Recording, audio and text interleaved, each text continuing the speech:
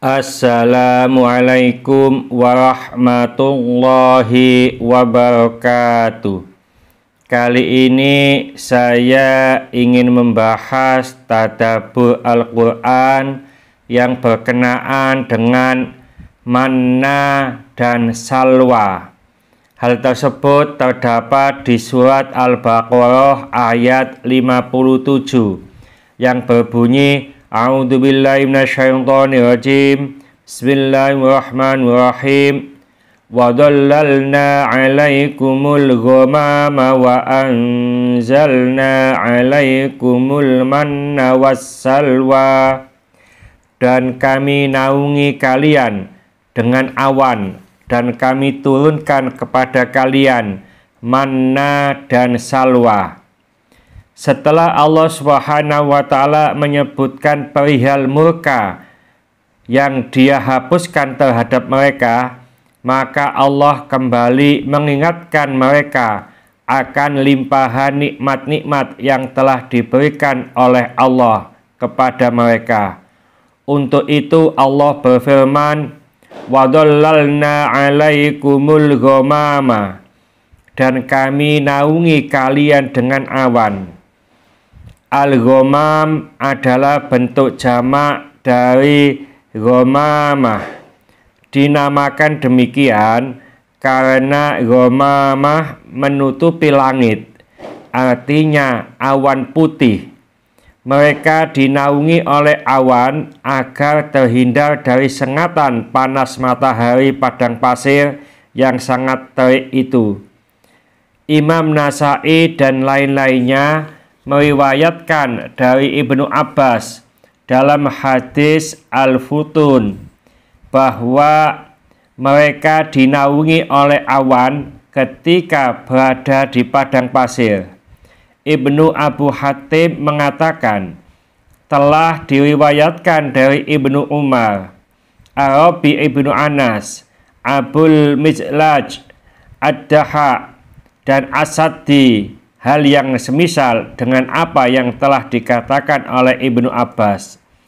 Al-Hasan dan Qatadah mengatakan sehubungan dengan makna firman Allah wa dhallalna 'alaikumul ghamama, bahwa hal ini terjadi di padang pasir.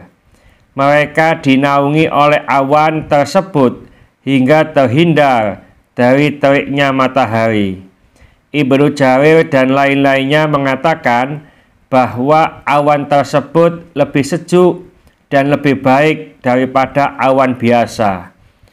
Ibnu Abu Hatim meriwayatkan telah menceritakan kepada kami Abu Hudzaifah, telah menceritakan kepada kami Shiblun dari Ibnu Abu Nujaih dari Mujahid sehubungan dengan makna firman Allah, bahwa yang dimaksud dengan awan di sini bukanlah awan yang Allah datangkan dengannya kelak di hari kiamat, melainkan awan yang khusus hanya bagi mereka.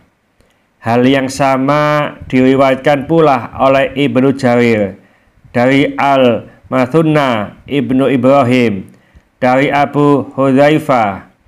Hal yang sama diriwayatkan oleh As-Sawri dan lain-lainnya dari Ibnu Abu Nujaih dari Mujahid.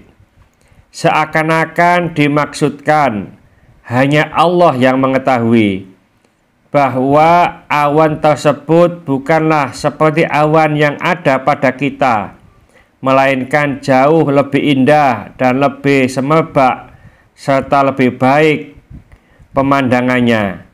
Sunaid di dalam kitab tafsirnya mengatakan dari Hajjaj Ibnu Muhammad dari Ibnu Juraij bahwa Ibnu Abbas pernah mengatakan sehubungan firman Allah wa dhallalna 'alaikumul ghamama, dan kami naungi kalian dengan awan, bahwa awan tersebut lebih sejuk dan lebih semerbak baunya daripada awan biasa. Awan inilah yang Allah datang dengan memakainya seperti yang dinyatakan di dalam firman Allah yang lain. A'udzubillahi minasyaitonirrajim. Hal yanzuruna illa ayyatiyahumullahu fi dhulalin minal ghamami wal malaikah. Tiada yang mereka nanti-nantikan pada hari kiamat, melainkan datangnya Allah dalam naungan awan dan malaikat. Surat Al-Baqarah ayat 210. Awan inilah yang para malaikat datang dengan membawanya dalam perang Badar. Ibnu Abbas mengatakan, awan tersebutlah yang menaungi mereka Bani Israel ketika di padang pasir. Firman Allah, wa anzalna alaikumul manna, dan kami turunkan kepada kalian manna. Keterangan para ahli tafsir berbeda-beda sehubungan dengan hakikat dari manna ini. Ali ibnu Abu Tolha meriwayatkan dari Ibnu Abbas bahwa manna turun pada mereka di pohon-pohon, lalu mereka menaikinya dan memakannya dengan sepuas-puasnya. Mujahid mengatakan bahwa manna adalah getah. Ikrimah mengatakan bahwa manna ialah sesuatu makanan yang diturunkan oleh Allah kepada mereka seperti hujan gerimis. As-Saddi mengatakan bahwa mereka berkata, "Hai Musa, bagaimanakah kami dapat hidup di sini tanpa ada makanan?" Maka Allah menurunkan manna kepada mereka. Manna itu turun lalu terjatuh pada pohon zanzabil atau jahe. Qatadah mengatakan bahwa manna turun di tempat mereka berada seperti turunnya salju. Bentuknya lebih putih daripada susu dan rasanya lebih manis daripada madu. Manna turun kepada mereka mulai dari terbitnya fajar hingga matahari terbit. Seseorang dari mereka mengambil sekedar apa yang cukup bagi keperluannya di hari itu. Apabila ia mengambil lebih dari itu, maka manna menjadi busuk dan tidak tersisa.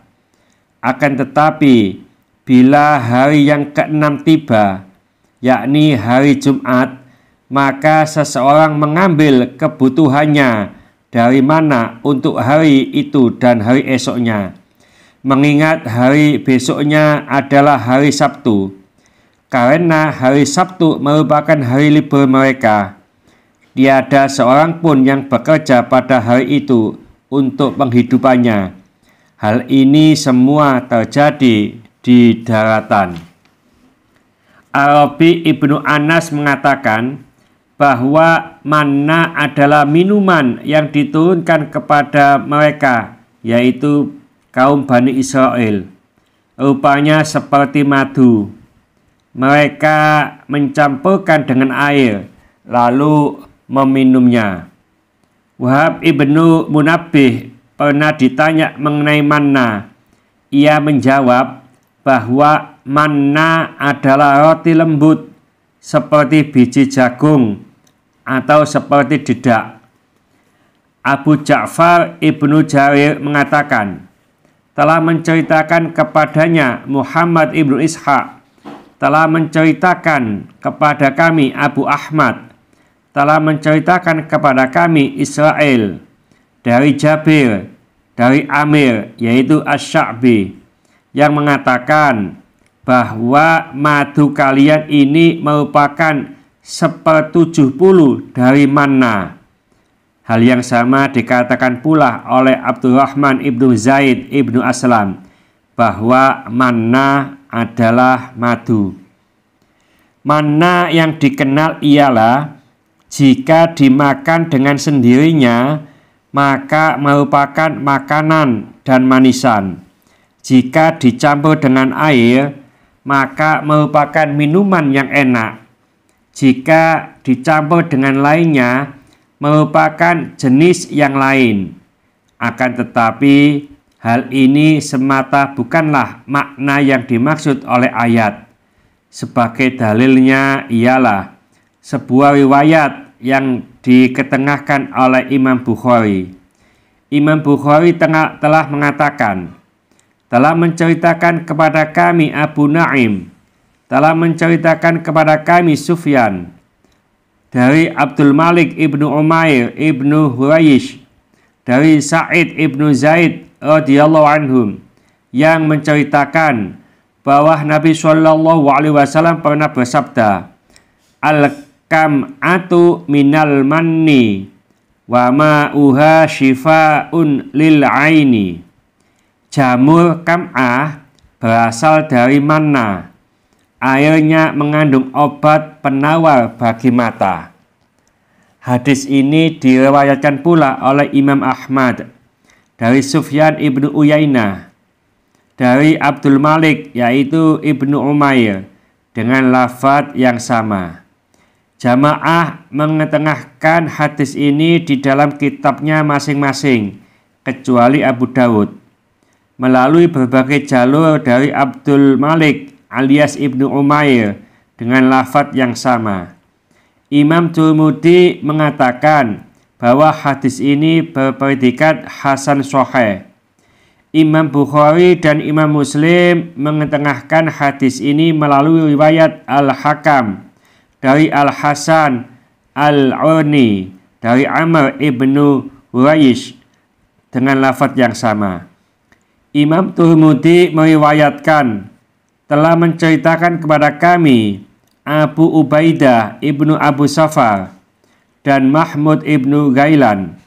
Keduanya mengatakan bahwa telah menceritakan kepada kami Sa'id ibnu Amri dari Muhammad ibnu Amr dari Abu Salamah dari Abu Hurairah radhiyallahu anhu yang mengatakan bahwa Rasulullah SAW pernah bersabda, al-majwatu minal jannati wa fiha shifa'un minas summi wal kam'atu minal manni wa ma'uha shifa'un lil aini. Ajwah atau buah kurma masak berasal dari surga. Di dalamnya terkandung obat penyembuh dari keracunan. Dan jamur kam'ah berasal dari manna. Airnya mengandung obat penyembuh bagi penyakit mata. Mengenai salwa disebutkan oleh Ali ibnu Abu Tolha dari Ibnu Abbas bahwa salwah adalah sejenis burung yang mirip dengan burung samani yang biasa mereka makan. Kalau di Indonesia seperti burung puyuh. Asadi mengatakan dalam kisahnya yang ia ketengahkan dari Abu Malik dan Abu Soleh dari Ibnu Abbas radhiyallahu anhuma, juga dari Murrah, dari Ibnu Mas'ud, dari sejumlah sahabat Nabi SAW, bahwa salwa adalah burung yang mirip dengan burung samani.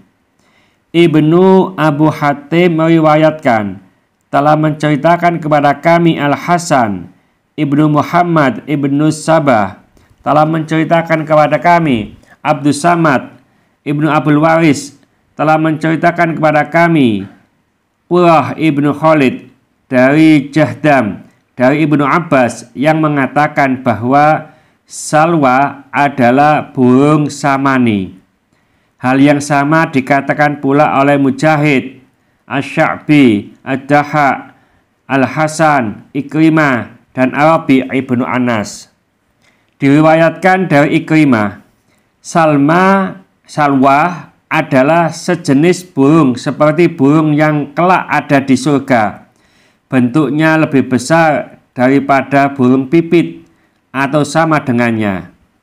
Qatadah mengatakan bahwa salwah adalah sejenis burung yang berbulu merah yang datang digiring oleh angin selatan.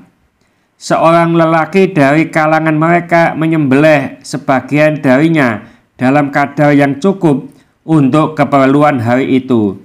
Dan apabila ia melampaui batas dalam pengambilannya, maka daging burung itu membusuk dan tak tersisa. Tetapi jika ia berada di hari yang keenam, yakni hari Jumat, maka ia mengambil bagian untuk keperluan hari itu dan hari esoknya, yakni hari keenam dan hari ketujuhnya. Karena hari yang ketujuh atau hari Sabtu merupakan hari libur mereka. Tiada seorang pun yang bekerja di hari itu, dan tiada seorang pun yang mencari sesuatu pada harinya. Wahab ibnu Munabbih mengatakan bahwa salwa adalah burung yang gemuk seperti burung merpati. Burung-burung tersebut datang kepada mereka dengan berbondong-bondong dari Sabtu ke Sabtu yang lainnya. Kemudian mereka mengambil sebagian darinya. Di dalam riwayat yang lain, dari Wahab disebutkan bahwa kaum Bani Israel meminta kepada Musa alaihissalam agar diberi daging. Lalu Allah berfirman, "Aku benar-benar akan memberi mereka makan berupa daging yang paling sedikit didapat di muka bumi." Kemudian Allah mengirimkan angin kepada mereka. Lalu berjatuhanlah salwa di tempat tinggal mereka. Salwa tersebut adalah samani yang berbondong-bondong, terbang setinggi tombak. Mereka menyimpan daging burung samani itu untuk keesokan harinya. Tetapi daging itu membusuk dan roti pun menjadi basi. As-Sadi mengatakan bahwa tatkala Bani Israel memasuki padang Sahara, mereka berkata kepada Musa alaihissalam, "Bagaimana kami dapat tahan di tempat seperti ini? Di manakah makanannya?" Maka Allah menurunkan manna kepada mereka. Manna turun kepada mereka berjatuhan di atas pohon jahe. Sedangkan salwa adalah sejenis burung yang bentuknya mirip dengan burung samani, tetapi lebih besar sedikit. Seseorang dari mereka bila menangkap burung salwa itu terlebih dahulu mereka melihatnya.